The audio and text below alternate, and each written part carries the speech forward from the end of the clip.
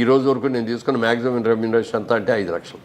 కానీ అందులో పొదుపు చేశారు చూడండి సార్, సేవ్ చేసి దీన్ని గ్రో చేశారు, అది గ్రేట్ సార్. ఎంత దాచుకోవాలి సార్ సుమారుగా? మీరు ఒక బిజినెస్ మ్యాన్ కాబట్టి ₹1 సంపాదిస్తే, ఇప్పుడు మా అలాంటి ప్రొఫెషనల్స్ ఉంటారు, లేదు ఇంకా కొంచెం ఏదైనా ₹1లో ఎంత దాచాలి సార్ ముందు? ఎంత దాచుకోవాలంటే ₹100 జీతం సంపాదించుకునేవాడైనా సరే ₹10 ₹15 రాగానే ముందు తీసుకెళ్ళి ఆ డబ్బాలో వేసేయాలి.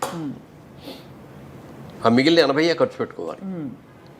100 పెట్టామనుకోండి, 100 ఖర్చు అయిపోవడం కాబట్టి ఇంకో 200 అప్పు కూడా చేస్తాం. అది చేయకూడదు. నేను ఉన్నా లేకపోయినా, తినకపోయినా ఈ ₹20 ఈ 20% తీసుకెళ్ళి నేను పక్కన వేయాల్సిందే అనేది స్ట్రిక్ట్గా పెట్టుకుంటే ఈజీగా పైకి రాగలుగుతాం. ఈజీగా అంటే వేస్ట్ అవ్వకుండా ఉన్నంతలో జాగ్రత్త చేసుకుంటాం. ఆ వచ్చిన దాన్ని మళ్ళీ అది ఆ ఫ్రెండ్ అడిగాడు, లేకపోతే వీళ్ళు అడిగారు, ఈ ఆడేదో మందు తాగుతా ఏదో అప్పు అడిగాడు, ఇవన్నీ ఇవ్వకూడదు, జాగ్రత్త పడాలి. అండ్ ఇంకోటి సార్, క్రెడిట్ కార్డు ఉండడం మంచిదంటారా ఒక వ్యాపారవేత్తగా? క్రెడిట్ కార్డు ఉండటం అనేది డెఫినెట్గా ఇప్పుడు అవకాశాలు చాలా ఉంటాయి. అవకాశాలను సద్వినియోగం చేసుకునే వాళ్ళందరికీ ఉపయోగపడతాయి, దుర్వినియోగం చేసుకునే వాళ్ళకి అందరికీ కూడా ఇది అవుతుంది. మీరు అమెరికా లాంటి దేశంలోకి వెళ్ళి చూస్తే క్రెడిట్ కార్డు అని ప్రతి దగ్గర క్రెడిట్ కార్డు, డబ్బు డీలింగ్ ఉండదు అసలు. అవును, పెట్రోల్ కొడుచుకున్నా క్రెడిట్ కార్డే పెడతారు, షాపింగ్కి వెళ్ళినా కూడా క్రెడిట్ కార్డు ఇస్తారు, అన్ని చోట్ల ఇదే. ఇక పండగలు వచ్చాయి, క్రిస్మస్ లాంటి పండగలు వచ్చాయంటే అసలు ఎన్ని కొట్టేస్తారో చెప్పడానికి లేదు. అవసరం ఉన్నాయి లేని అన్నీ కూడా. ఆ రోజు జేబులో డబ్బులు ఉండక్కర్లా, క్రెడిట్ కార్డు తీసి ఇస్తారు, వాడు దాంట్లో పెడతాడు, ఇచ్చేస్తాడు. అది ఆ క్రెడిట్ కార్డు అప్పులు తీర్చడానికి మళ్ళీ బోల్డెన్ అప్పులు చేసే సందర్భం అదే కదా. క్రెడిట్ కార్డు ఏంటంటే అవసరానికి జేబులో డబ్బు కాకుండా ఇది కూడా ఒక కరెన్సీయే.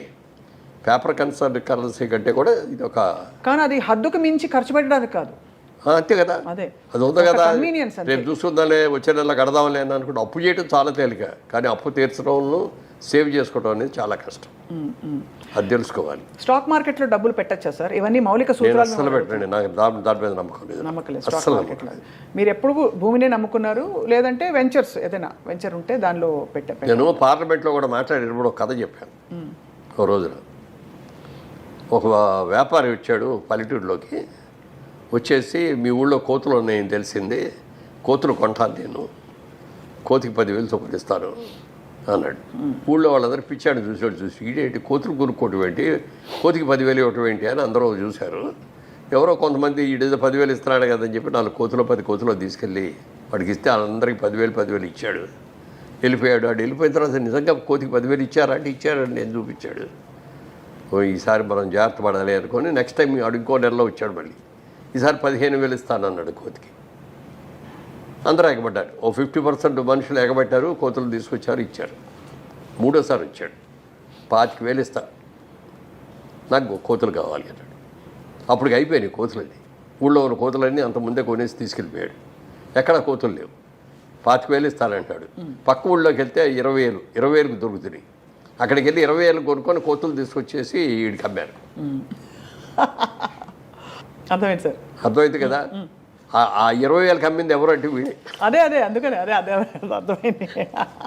మన దగ్గర 5,000కి 10,000కి కొన్న కోతుల్ని మనకి 20,000కి అమ్మాడు. అది ఎంత గోల్డెన్ ఇదే సార్ ఇది. అయితే ఇప్పుడు స్టాక్ మార్కెట్ కూడా అలాంటిదేనండి. ఏ రోజున ఏ రేట్లు ఎందుకు పెరుగుతున్నాయో తెలియదు, ఎందుకు పడిపోతున్నాయో తెలియదు. ఇది బ్రహ్మాండంగా ఉంది అని అందులో పెడతాం. అంటే ఏదైనా డబ్బు సంపాదించడానికి కష్టపడి సేవ్ చేసుకుందానికి ఉన్న విలువ ఇది ఆర్టిఫిషియల్గా ఏదో పెట్టుబడి పెట్టేసి ఊరినే వచ్చేసింది. ఒక లాటరీ వచ్చింది అని అంటే దాంట్లో కూడా వచ్చినప్పుడు బాగానే ఉంటుంది, సంతోషంగానే ఉంటుంది. కానీ హార్డ్ ఎర్న్ మనీ అనే దానికి ఉన్న విలువ ఈజీ మనీకి ఉండదు. ఈజీ మనీ ఎలా వచ్చిందో అలాగే బాగుంది. హార్డ్ ఎర్న్ మనీ మనం జాగ్రత్తగా కాపాడుకుంటాం కదా సార్. అది. అండ్ ఫైనలీ సార్, రియల్ ఎస్టేట్లో డబ్బులు పెట్టాలంటే మీ సలహా ఏంటి సార్? చాలామంది ఇవాళ జయభేరి అనగానే one of the most trusted names. So మీ సలహా ఏంటి సార్? డెఫినెట్గా మంచిది. అలాంటి ఉద్యోగస్తులు ఎవరైనా సరే, ఇప్పుడు ఈ నా ఇంటర్వ్యూస్లో నేను చెప్పిన ఇట్లాంటి మాటలు అన్నీ కూడా విని చాలామంది ల్యాండ్ మీద ఇన్వెస్ట్ చేశారు.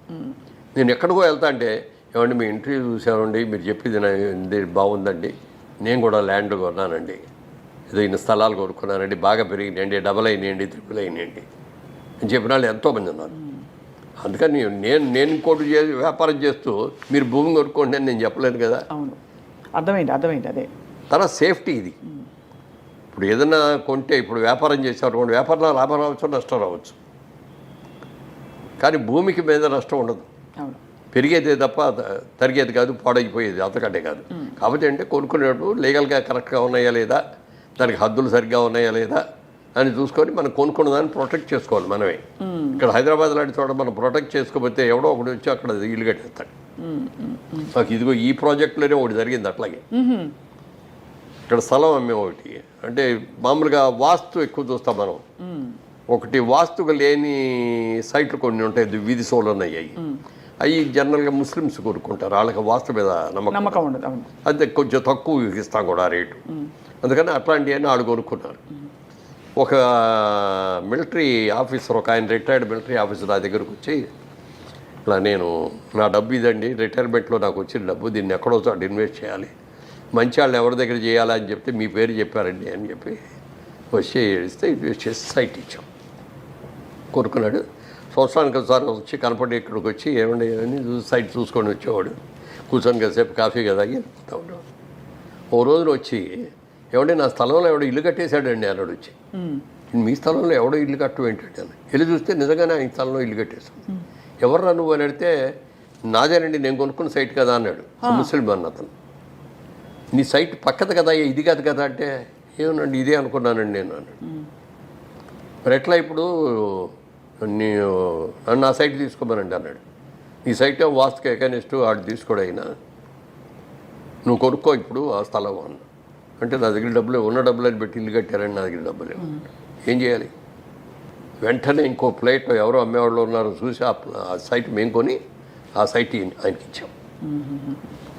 ఇవ్వగా ఆయన ఎంత ఆనందపడిపోయాడంటే, ఎంతమంది దగ్గరికి వెళ్ళి చెప్పాడు ఇది చెప్పడానికి. ఆ పాజిటివ్ న్యూస్ని స్ప్రెడ్ చేస్తే వీళ్ళ దగ్గరికి వెళ్తే నమ్మకం, గ్యారంటీ అనేదాన్ని. ఇప్పుడు ఊరిని బిల్డప్ పోదండి, నేమ్ బ్యానర్ నేమ్ రావటం, మంచి సినిమాలు తీస్తే బ్యానర్కి మంచి పేరు వస్తుంది, వ్యాపారం కరెక్ట్గా చేస్తే ఆ వ్యాపార సంస్థకి మంచి పేరు వస్తుంది. అట్లా నిజాయితీగా ఉండాలి. ఒక్కొక్కసారి మనకు నష్టం వస్తుంది, వచ్చినా కూడా మన కస్టమర్ని ఎప్పుడు కూడా చేయకూడదు. మేము మొట్టమొదట వ్యాపారాన్ని మొదలుపెట్టినప్పుడు ఇట్లా గాజు అద్దం ఉండేది, దాని కింద ఒక కాగితం పెట్టుకున్నాం, customer is our God, customer is our pay master, customer is always right అని పెట్టుకున్నాం. అందుకని కస్టమర్ ఎవరు వచ్చినా చాలా గౌరవంగా చూస్తాను, చాలా గౌరవంగా మాట్లాడతాను. మనకి వాళ్ళ ఆనందం ఏంటంటే ఈ కస్టమర్లు రాబట్టే కదా మనకి అనేదో ఫీలింగ్. తర్వాత కస్టమర్ ఈజ్ ఆల్వేస్ రైట్ అని పెట్టుకుంటాం. మన దగ్గరికి వచ్చి ఏదో కూడా అతను ఏదో బాధిస్తాడు, నీది వాడేది తప్పు, ఇది నేను చెప్తున్నాను, నేను నా ఎక్స్పీరియన్స్ అని నేను అనకూడదు. అవునండి అవునండి మీరు చెప్పింది కరెక్టేనండి, కానీ నాది చిన్న సలహా అండి అని మనం అట్లా వెళ్ళాలి తప్ప అసలు తప్పని అనకూడదు ఎప్పుడు కూడా. కస్టమర్ ఆయన పాయింట్ ఆఫ్ వ్యూలోకి మనం వెళ్ళాలి. అవును సార్, మీ గొప్పతనం అది. ఎందుకంటే వాళ్ళకి చాలా దాచుకుని వాళ్ళు ఎంతో కష్టపడి అందులో పెట్టుంటారు. ఎంత కష్టపడి రూపాయలు ఇప్పుడు ఉద్యోగం చేసే వాళ్ళకి ఎంత వస్తుందండి? ఇప్పుడు అక్కడ దాకా ఎందుకు, సినిమా ఇండస్ట్రీలో కోట్లు సంపాదించిన వాళ్ళు పెద్ద పెద్ద యాక్టర్లు ఉన్నారు. వాళ్ళు ఇలాగ విచ్చలవిడిగా ఖర్చు పెట్టడం మూలంగా కానీ, వాళ్ళ పిల్లలు సరిగ్గా ఉండకపోవడం మూలంగా కానీ చాలా నాశనమైన కుటుంబాలు ఉన్నాయి. అదే మా సినిమాలో మేకప్ వాళ్ళు కానీ, కాస్ట్యూమ్ డిపార్ట్మెంట్ కానీ, కెమెరా డిపార్ట్మెంట్లో ఉన్నవాళ్ళు కానీ, లైట్ బాయ్స్ కానీ, వీళ్ళలో చాలామంది వచ్చిన డబ్బులు జాగ్రత్తగా దాచుకొని పిల్లల్ని చక్కగా చదివించుకొని ఇవాళ రోజున వాళ్ళు హ్యాపీగా వాళ్ళు ఇల్లు వాళ్ళు కట్టుకొని పిల్లలతో ఆనందంగా ఉంటే చూస్తుంటే ఎంత గర్వంగా, ఎంత ఆనందంగా అనిపిస్తుంది చదివి. Correct sir. వాళ్ళ ఇళ్ళలో లేదు పెళ్ళి అని పిలిస్తే కూడా కాబట్టి తప్పనిసరిగా నేను వెళ్తూ ఉంటాను. అది ఆ ఫ్యామిలీ బాండేజ్ అనేది ఒకటి ఉండాలి. మనం ఖర్చు పెట్టే రూపాయి ఎలా ఖర్చు పెడుతున్నాం, దేనికి ఖర్చు పెడుతున్నాం, ఫ్యూచర్లో మనకి ఏం అవసరాలు ఉంటాయి, మన పిల్లల చదువులకి మనం ఎంత ఖర్చు పెట్టాల్సి వస్తుంది, అవును సార్, వాళ్ళ పెళ్ళిళ్ళకి ఎంత ఖర్చు పెట్టాల్సి వస్తుంది, ఇవన్నీ ఆలోచించుకొని ఖర్చు పెట్టాలి తప్ప ఇవాళ వచ్చి రోజు ఇలా వస్తుందని అనుకోకూడదండి. కానీ ఇవాళ ఉన్నాం, ఈ సంపాదన వస్తుంది. మరి ఇదో అన్ని సినిమాలు తీసా, ఇవాళ సినిమా తీయాలంటే తీయలేకపోతున్నా. ఎందుకు తీయలేకపోతున్నా అంటే ట్రాక్ తప్పాను, మళ్ళీ ట్రాక్ ఎక్కాలి. ట్రాక్ ఎక్కిన తర్వాత మనం సినిమా దిగిపోయి ఎవరేమనరు మనని. సినిమా సరిగ్గా దిగిపోతే మాత్రం తిడతారు, కొడతారు కూడా. Correct sir, perfect. అవును, ఎంత రిస్క్ తీసుకోవాలో అంతే తీసుకుని. సరే, అది ఇంకొక మంచి పాయింట్ అండి. బిజినెస్ మ్యాన్గా మేము తీసిన 25 సినిమాల్లో సినిమా కథ నాకొక్కడికి నచ్చితే కొనేవాడిని కాదు. నేను, మా బ్రదరు, మా అబ్బాయి, ప్లస్ మాకు ప్రభాకర్ రెడ్డి గారు, గిరిబాబు గారు, సత్యనారాయణ గారు, మా ఎడిటరు, మా కెమెరామెన్, మేమందరం కలిసి ఒక 10 మంది గ్రూప్ ఉంది మాది. ఆ 10 మంది కూర్చొని కథ ఉంటాం. 10 మంది నచ్చిందంటే తీసుకుంటాం. 5గురు నచ్చి 5 నచ్చలేదన్నా, లేకపోతే 7గురికి నచ్చి 3గురికి నచ్చలేదన్నా కూడా దాన్ని వదిలేస్తాం. అలా కొన్ని కథలు నచ్చి ఈ సినిమా బాగుంటుంది, ఈ సక్సెస్ అవుద్ది అనుకున్న సినిమాలో నా క్యారెక్టర్ లేకపోయినా కూడా కొన్నా తీసా. అలాగే ఈ క్యారెక్టర్ బ్రహ్మాండంగా ఉంది, నాకు బాగా పేరు వస్తుంది అని అన్న కానీ రిస్క్ ఉందండి, ఇది బిజినెస్ అవుద్దో లేదో అని కనుక అంటే దాని మొదలు చేయడు. నన్ను నేను ప్రమోట్ చేయడానికి కాదు కదా సినిమా తీసేది. అవును, సినిమా టికెట్ కొట్టి సినిమా చూడటానికి వచ్చినాడు, వాడు హ్యాపీగా ఫీల్ అవ్వాలి, సెంటిమెంట్గా ఫీల్ అవ్వాలి. అవును, అంతేకాని వ్యాపారం నా కోసం నా ఇది ప్రజ్ఞ చూపించాలి, నా నటన చూపించాలి అని చెప్పి నేను సినిమా దిగిన. నేను యాక్ట్ చేయకుండా చేసి నీ కూడా 25లో 5, 6 సినిమాలు నేను లేను అందులో. ఓన్ ప్రొడక్షన్ అంటే వేషం వేయకుండా ఉంటారు కదా, ఉండరు మామూలుగా. అవును, కరెక్ట్. అతడిలో నేను లేను కదా. అవునవును. కానీ మీరు అంటే ఆల్రెడీ మీరు మీ వెలిగారు అండ్ మీకు ఈ బిజినెస్ దృక్పథం ఉండడం వల్ల మిమ్మల్ని ఏదో ఒకటి ఆక్యుపై చేస్తూ వచ్చింది. అంటే ఇది కాకపోతే ఇది, ఇది కాకపోతే ఇది అన్నట్టు. అందుకని నేను నాకేది ఇది కావాలని కోరుకోలేదండి. అంటే కోరుకోలేదంటే దానికోసం పెట్టబడలా. అవకాశాలు నాకు వెతుక్కుంటూ వచ్చినాయి, చాలా వచ్చిన అవకాశాలను సద్వినియోగం చేసుకున్నాను.